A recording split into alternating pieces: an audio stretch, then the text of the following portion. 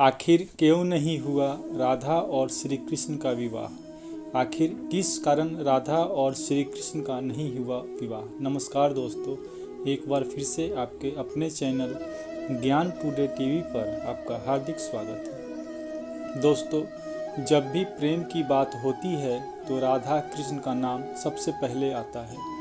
संसार को प्रेम और स्नेह का पाठ पढ़ाने वाले श्री कृष्ण का नाम हमेशा राधा के साथ ही लिया जाता है। सदियों से राधा कृष्ण के अमर प्रेम की कहानी उदाहरण के रूप में पेश किया जाता है। राधा श्री कृष्ण के प्रेम को जीवात्मा और परमात्मा का मिलन कहा जाता है। लेकिन जब भी राधा और भगवान श्री कृष्ण के प्रेम का जिक्र होता है तो सबके मन में यह सवाल जरूर उठता है कि जब दोनों के बीच इतना प्रेम था तो कृष्ण ने राधा से विवाह क्यों नहीं किया। ऐसे में चलिए आज आपको बताते हैं कि आखिर श्री कृष्ण ने राधा से शादी क्यों नहीं की थी। ऐसी मान्यता है कि जब राधा कृष्ण बालपन में मिले थे तभी उन्हें अपने प्रेम का आभास हो गया था।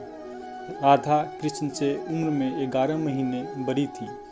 श्री कृष्ण राधा से प्रेम करने लगे। दोनों एक दूसरे से विवाह भी करना चाहते थे। जब ये बात राधा के घर वालों को पता चली तो उन्होंने राधा को घर में कैद कर दिया। वह लोग राधा और कृष्ण की विवाह के इसलिए भी खिलाफ थे क्योंकि राधा की मंगनी हो चुकी थी।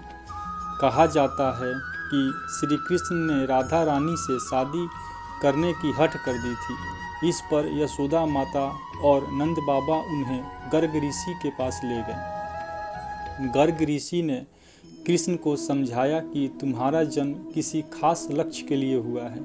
इसकी भविष्यवाणी हो चुकी है। तुम तारनहार हो।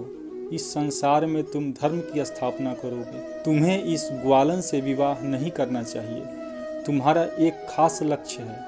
तब श्री कृष्ण कहते हैं कि मुझे नहीं बनना तारनहार। मैं तो अपने गायों, ग्वालनों और इन नदी पहाड़ों के बीच ही रहकर प्रसन्न और आनंदित हूँ। और यदि मुझे धर्म की स्थापना करनी है तो क्या मैं इस अधर्म के साथ शुरुआत करूं कि जो मुझे चाहती है और जिससे मैं प्रेम करता हूं उसे छोड़ दूं? यह तो न्याय नहीं है। गर्ग मुनि हर तरह से समझाते हैं लेकिन श्री कृष्ण नहीं समझते हैं।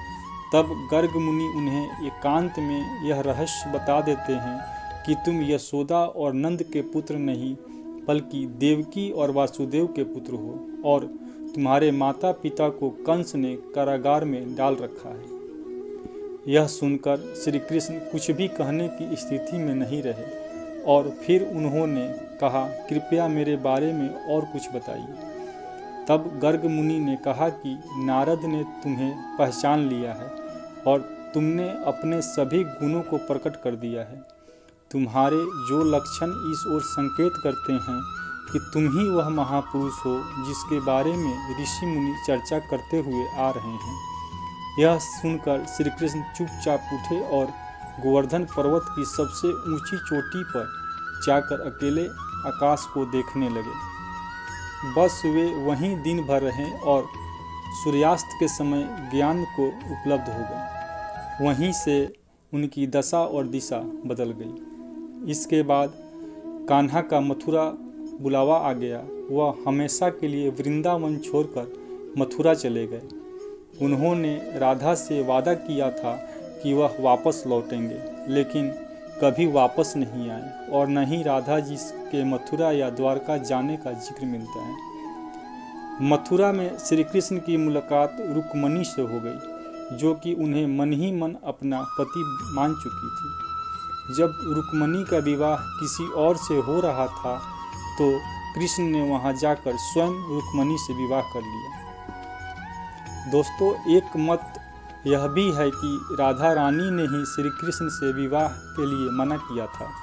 राधा यशोदा पुत्र कान्हा से प्रेम करती थी, लेकिन जब वह मथुरा गए तो राधा रानी खुद को महलों के जीवन के लिए उपयुक्त नहीं मानती थी। लोग चाहते थे कि श्री कृष्ण एक राजकुमारी से विवाह करें, इसलिए राधा ने श्री कृष्ण से विवाह न करने की ठान ली। ये भी कहा जाता है कि राधा को महसूस हो चुका था कि श्री कृष्ण भगवान का अवतार हैं। वह खुद को एक भक्त मानने लगी थी और राधा कृष्ण की भक्ति में लीन हो चुकी थी।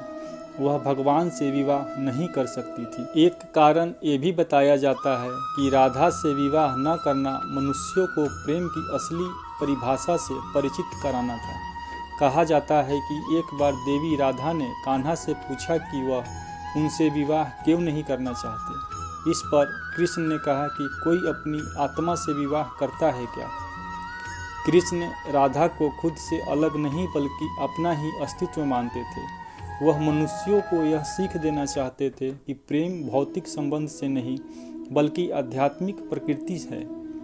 प्रेम और विवाह एक दूसरे से अलग नहीं है। जैसे राधा कृष्ण बिना विवाह भी सदियों से एक ही हैं। जहाँ कृष्ण का नाम है वहाँ राधा का स्मरण जरूर होता है। रामचरितमानस के बाल कांड के अनुसार एक बार विष्णु जी ने नारद जी के साथ छल किया था। उन्हें खुद का स्वरूप देने के बजाय वानर का स्वरूप दे दिया था। इस कारण वे लक्ष्मी जी के स्वयंवर में हंसी का पात्र बन गए और उनके मन में लक्ष्मी जी से विवाह करने की अभिलाषा दबी की दबी ही रह गई थी। नारद जी को जब इस छल का पता चला तो वे क्रोधित होकर वैकुंठ पहुँचे और भगवान को बहुत भला बुरा कहा और उन्हें पत्नी का वियोग सहना होगा यह श्राप दे दिया। नारद जी के इस श्राप की वजह से रामा अवतार में भगवान रामचंद्र जी को सीता का वियोग सहना पड़ा था और कृष्णा अवतार में देवी राधा का। दोस्तों, यह कहानी आपको कैसी लगी हमें कमेंट करके ज़रूर बताइएगा। दोस्तों, अगर अभी तक आपने हमारे चैनल को सब्सक्राइब नहीं किया है तो सब्सक्राइब ज़रूर करिएगा। धन्यवाद।